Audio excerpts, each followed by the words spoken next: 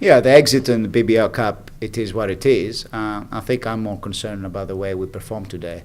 I felt Cheshire dominate all the effort plays early in the game, and I think that was very disappointing to see, especially after losing the game last week against Leicester. I was expecting a response, and I didn't see that in the first half.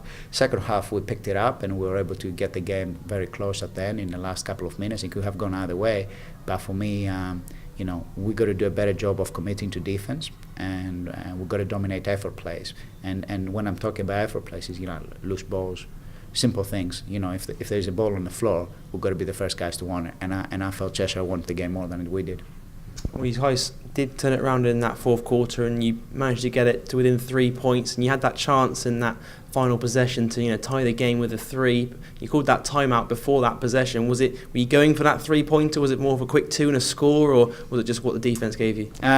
We have drawn something. There was a lack of execution in terms of what we drawn. The ball went to the person that we didn't want to go at the time. The particular time we took the shot a bit too early. We talked about a couple of things. The bottom line is when you're in those end of game situations, pressure kicks in. It's a matter of getting yourself in those situations to be able to win games. We didn't execute in a particular situation very well, and we paid the price by exiting the cup.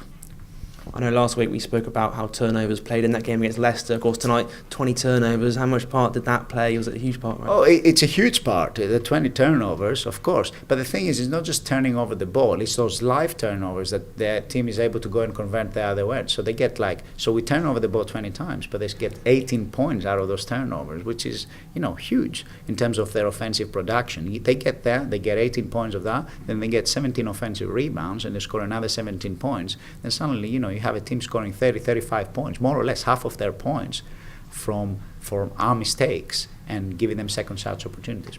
You talked about those effort plays. Well, what kind of changes need to be done in the squad going into that game against Sheffield Sharks next Friday?